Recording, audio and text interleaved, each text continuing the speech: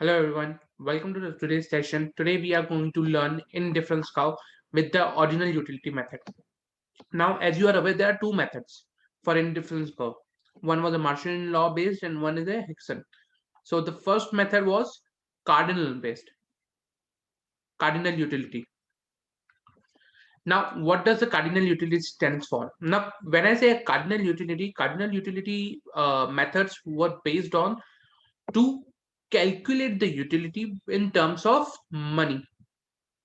For example, if I'm purchasing good A, so if anyone can say that, okay, from good A, if I'm receiving, let's say rupees 20 utility, and from good B, I'm receiving rupees 30 utility. That is a cardinal method where you are able to measure the utility derived from that particular product. However, opposite to that, what we are going to discuss today is the ordinal method. Now, under the ordinal utility method, a consumer is not required to measure the utility. However, he is only required to distinguish between two goods. So let's say, for example, good A. Now, someone will ask the consumer, okay, whether do you like good A or more or good B? So he need to judge and compare to the good B that whether he likes good A more or not. So if let's say he says that okay, he likes good A more than good B, then in that case what will happen is he is able to understand, he is able to provide you the details regarding the original utility, that the good A has a more original utility compared to good B. Same stands for, let's say, good C. Now good B has more utility than good C. So I prefer. So it's all about the preference. So I prefer good B over good C. So when I say I prefer, I will say that I have more utility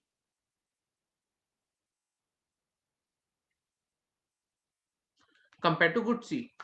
Now there is one more assumption that ordinal utility plays is a of transitivity.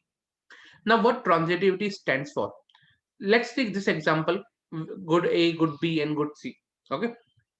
Now, in this case, when I say I get more utility from good A compared to good B, and I again say that I get more utility from good B compared to good C, in that way, I can say that good A gives me more utility compared to good C.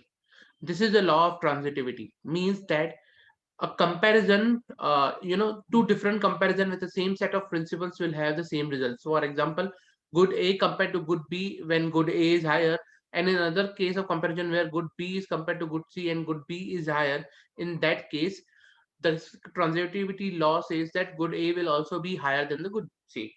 Same. So this is the law of transitivity.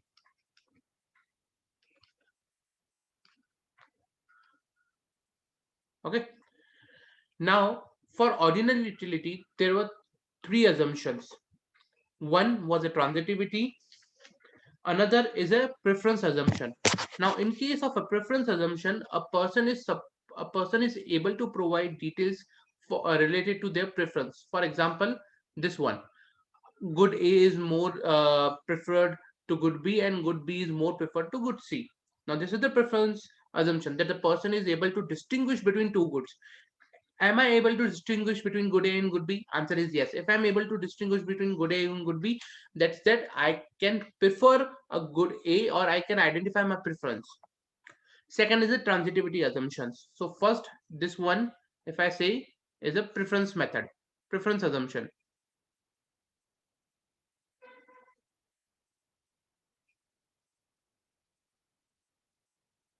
Second is the transitivity assumption. Now for this was required for the ordinal utility. Now for the indifference curve, when we say indifference curve, so first we need to understand what is the indifference curve. Okay. I'll explain you with a simple example. Okay. Indifference curve comes in a picture when a person or consumer, okay, we'll talk about a consumer. Now let's say consumer wants to buy a combination of goods. So today we assume that no one wants to buy an alone good A or good B or good C, but he wants to buy the combination of two goods. Let's say good A or B, B or C, C or D, whatever. Okay, so he wants to buy good A and good B. Now there will be a combination where he will be, most happy. Okay, let's say he is happy with the combination of 1 good A and 12 good B, based hypothetical example. Okay, now again, so with that, if I tell you, okay, you need to sacrifice something of good B for good A, so I'll ask you, okay, increase your quantity for A and decrease the quantity for B. So how much of units you are willing to forego for one additional unit of A? So when I say how much of unit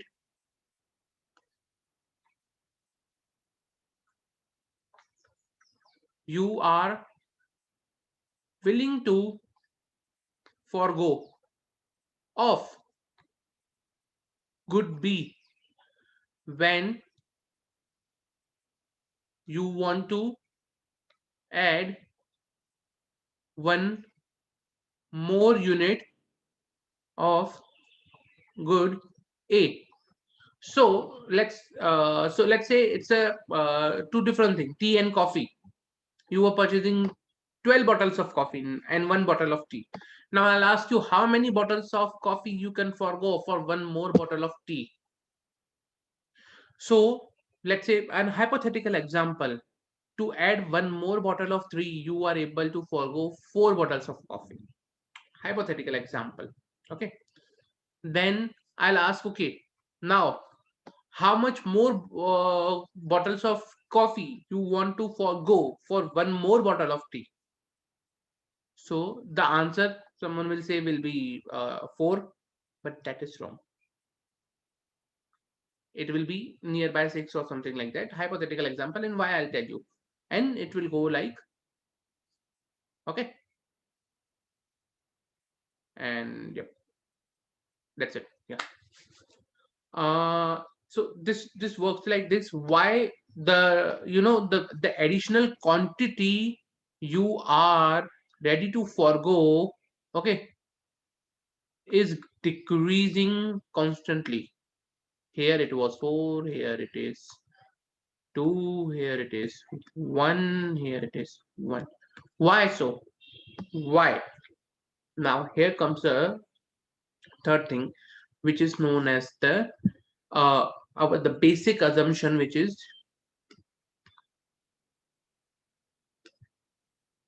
diminishing marginal rate of substitution. Okay, now what is this diminishing marginal rate of substitution, and why we are learning this? We want to learn indifference curve. Okay, I'll tell you in a while where is the indifference curve and why we are learning this. But this is the third assumption for the indifference curve, remember. So this is the third assumption which is placed in the indifference curve.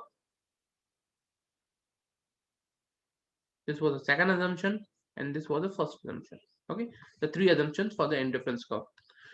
Now, why assumptions are required? Assumptions are required because to prove any theory, like in the mathematics also, to prove any theorem or any a theory, you need to make some assumptions so that it becomes easy to prove that theory rather than in a applying the theory in a complex environment.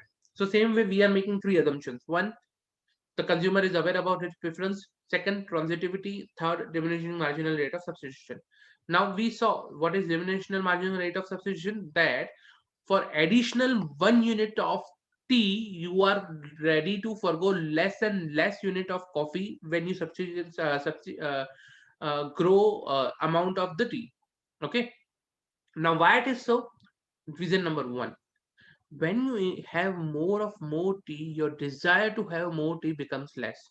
So today, if I have a 2 bottle of tea and 8 bottle of coffee, when I'll ask, okay, how much you will be able to forego coffee for the third bottle of tea, in that case it might happen that the excitement for one additional bottle from 1 to 2 will be less compared to the 2 to 3, because I already have the 2 bottles.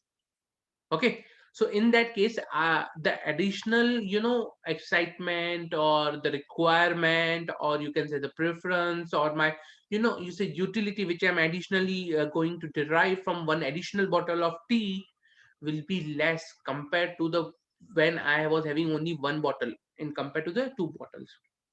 Hence, so your when you are getting less utility, less excitement or preference to have one more bottle of additional tea, at that time you will obviously spend less, or you will obviously spend or ready to forego less bottles of coffee. Earlier, I was too much excited to have one more bottle of tea. That's why I was ready to trade off with the 4 bottles of coffee. Now I am not that much excited. Reason, because I already have 2 tea bottle of teas. I don't require more than that. If you are giving me, it's an additional. Okay, I can in that case think of, okay, I can give you the 2 bottles of coffee. Simple is this. And because of this, your substitution rate.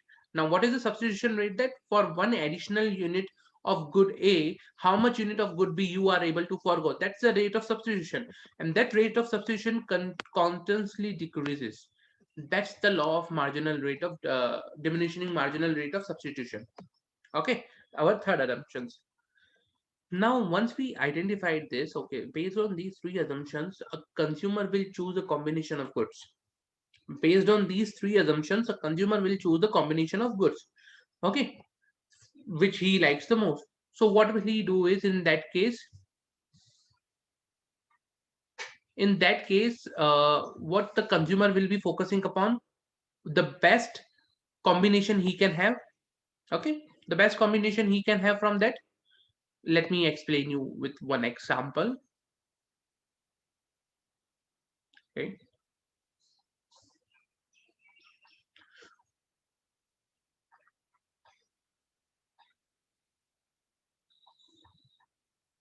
Okay. Now, when I say consumer will be having these combinations over here, okay, in that case, what will be the scenario is, I'll plot on the graph this combination. This will be A and this will be B. Okay, let's say the first, the consumer was, sorry, yeah, the consumer was willing to have 1 unit of A and 12 unit of B. Then he was ready to have 2 unit and 8, 3 and 6, 4 and 5 somewhere, and again that will continue like this. And what we will see is, if you will join these, you will see a downward sloping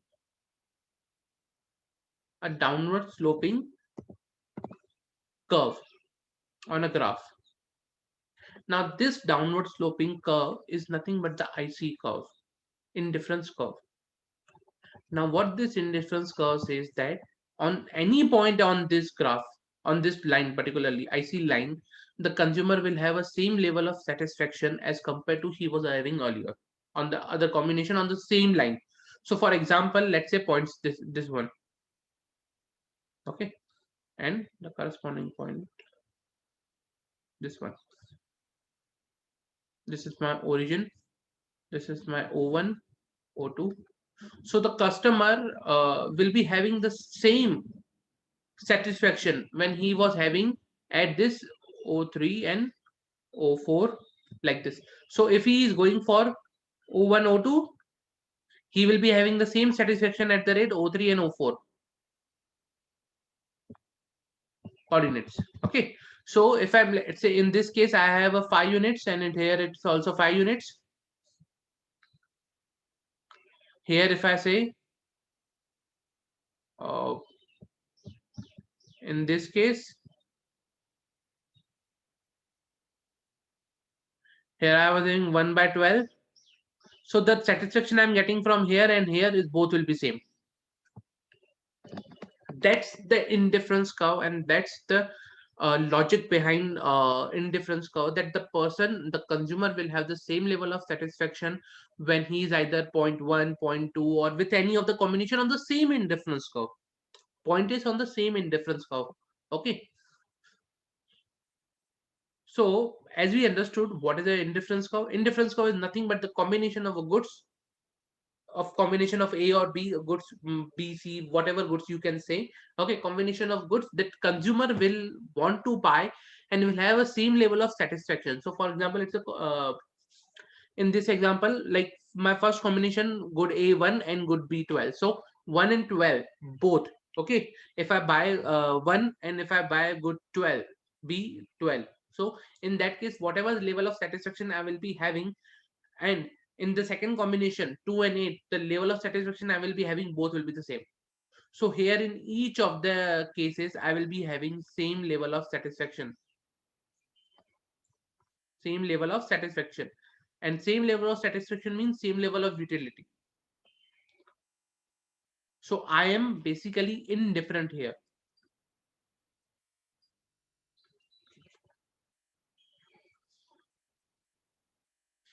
I'm basically indifferent for all the combinations which are given here. Okay, and if I plot this, I'll get the IC curve, indifference curve. Okay, a person can have more, various IC curves. For example,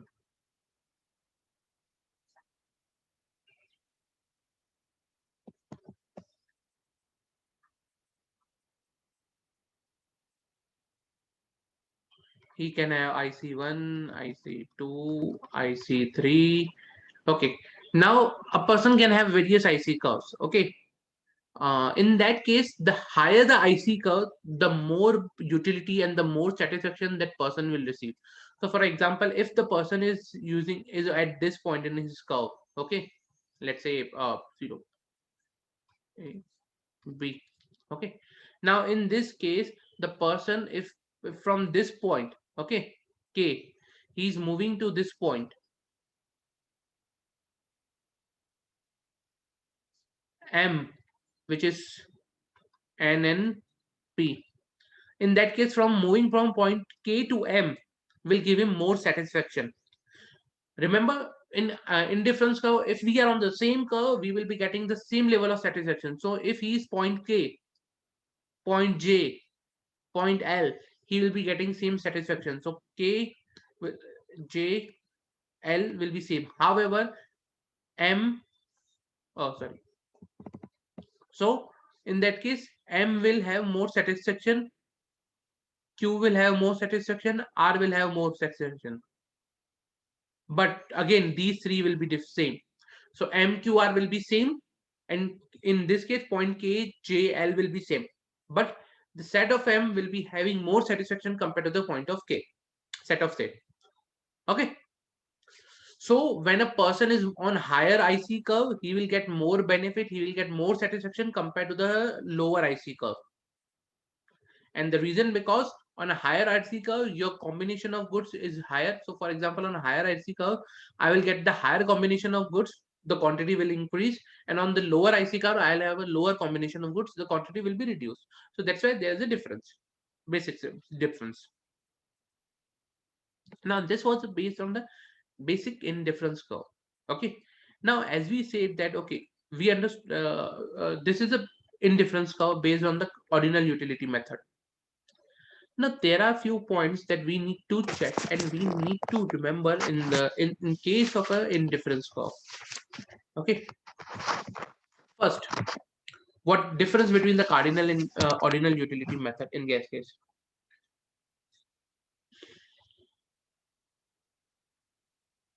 If you see, if you saw in my example, I took a combination of goods. Okay, so what cardinal utility was saying, that the utility you will derive from good A or good B will be individually, independently measurable. So the utility you will be deriving from, let's say, combination of A and B.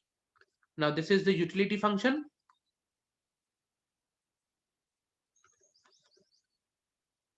The utility you'll be deriving from the A and B will be the independent utility of A plus utility of B.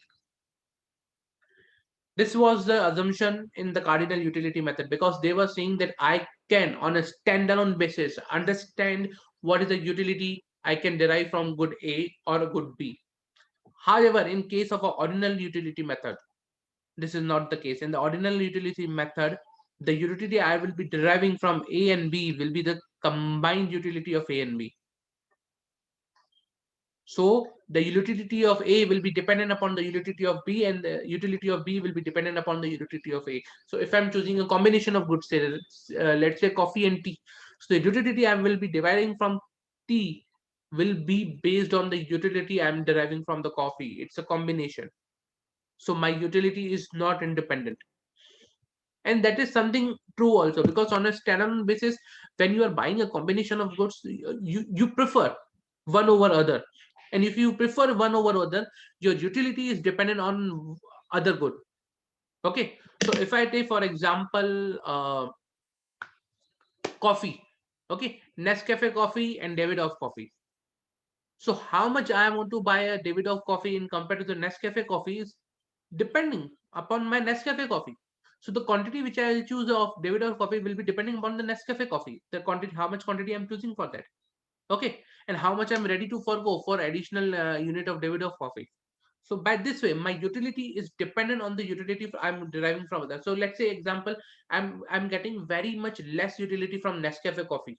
So I'll be happy to forgo more quantities of Nescafe coffee for the compared to the Davidoff coffee. Just an hypothetical example. I'm not saying that any coffee is bad or good. Okay, hypothetical example.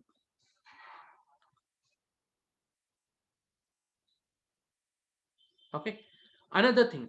Now, what if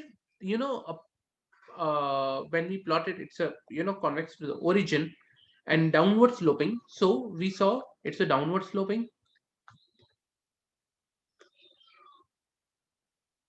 Second, it's a convex to origin. Now these two things we saw. Someone will ask why it is a convex to the origin and why it can be a upward sloping. Let's see with an example.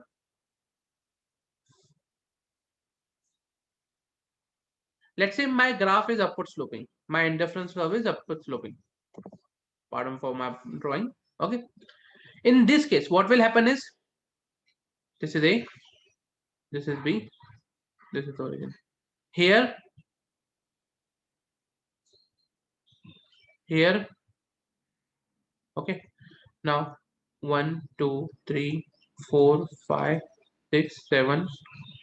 1, 2, 3, 4, 5, 6, 7. Okay, hypothetically. So this point 3 and 4, and this point 7 and 5. We are saying on an indifference curve, if my IC curve is upward sloping, okay, what is the indifference curve? That the combination on an indifference curve will yield same level of satisfaction, same level of utility compared to another combination on the same indifference curve. So here I am saying that the combination of good A and B with a 3 quantity and B with a 4 quantity will yield the same satisfaction when I am having A at 7, B at 5. Don't you think this is absurd? Because I am increasing the quantity of both goods and still I'm getting the same level of satisfaction. That is not possible. That is totally against the law. Because the more you have, the more utility you will get at a diminishing rate, but still you will get some more utility. Okay, so that's why this cannot be possible.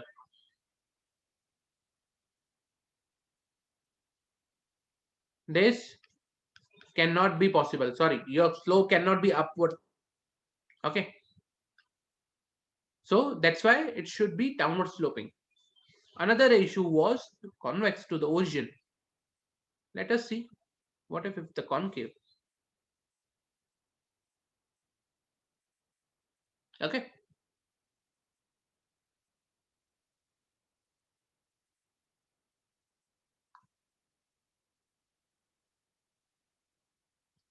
this is my IC. This is the concave one. Okay. Again, A, B. This is the point K, L, M. Now here, 1, 2, 3, 1, 2, 3, 4, 5. Okay. Now at point K, the combination is 3 and 2.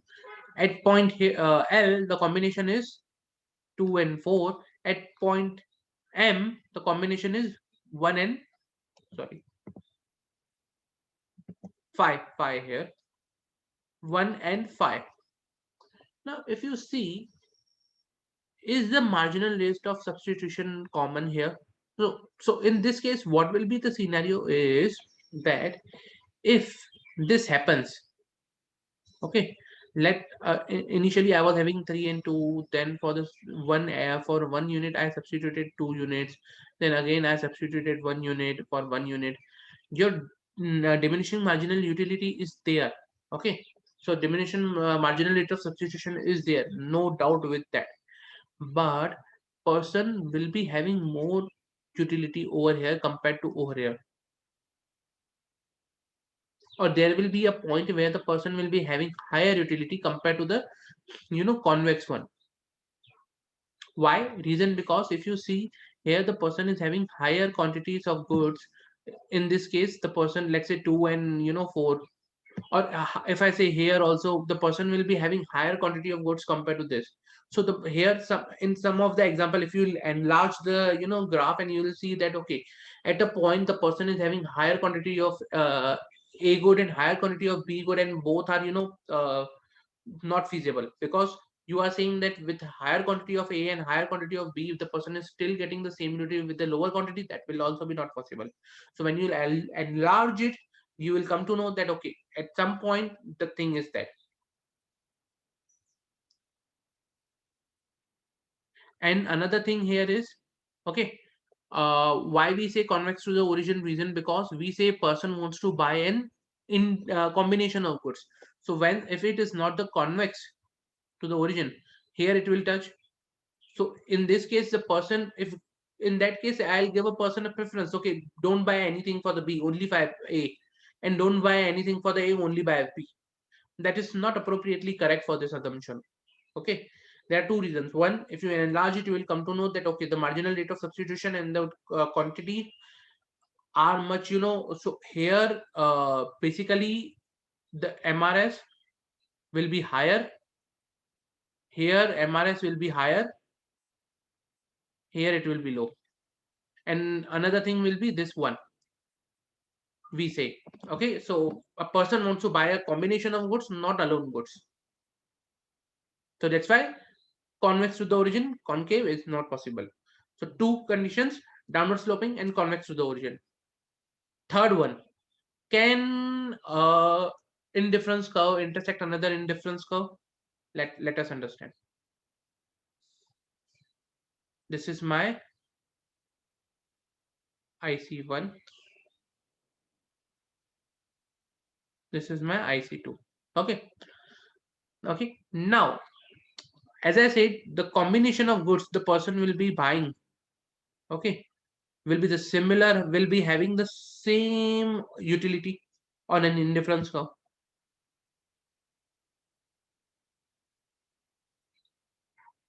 Now this point P, K, L. Okay. Now just to this is J. Okay. Now if you see here, point K will be equal to J. However, it will be less than, sorry, it will be less than L. M and L will be equal because they are on a higher indifference curve. Okay. From the earlier example, we saw that. Okay. So see here, phi or here, K will be KJL will be less than MQR on this example over here. Same concept. Okay. Now if I take a point P, we are saying K equal to P. Now the set of K was supposed to be less than set of L or M, but here we are also saying which is equal to P. because P points, falls on the both indifference curve. And why equal to P? Because the level of satisfaction you will be getting on the same indifference curve with the multiple combinations will be like, for example, the combination of good I'm choosing at point L will give me the same level of satisfaction with the combination of good I'm choosing on point P. Same way, the combination of good I'm choosing at K will give me the same level of satisfaction with the combination of good at point P. So in that case, you cannot have K equal to P and M equal to P or L equal to P on the same side. You're contrary saying that P is greater than P. That is not feasible actually. That is not at all feasible. In that case, what will happen is indifference curve cannot intersect one another. It has to be, away from one another. So both indifference or multiple indifference curve cannot intersect each other, cannot be a tangent line to each other, or cannot, uh, get combined or like, touch each other. In any case, the indifference curve should be separate from one another. Okay. So we saw this is not possible. This is not possible. This is not possible. So the points we identified were cannot intersect each other. Okay. So an indifference curve cannot intersect each other. It should be downward sloping and should be convex to the origin. Okay, guys. This was a basic about the indifference curve based on the ordinal utility method compared to the cardinal utility method. I have tried to provide it a basic difference between both. Okay. Okay, guys. Thank you that much for today. Do let me know if you want to learn any other topic. I'll be happy to take it up. Thank you. Thank you, guys.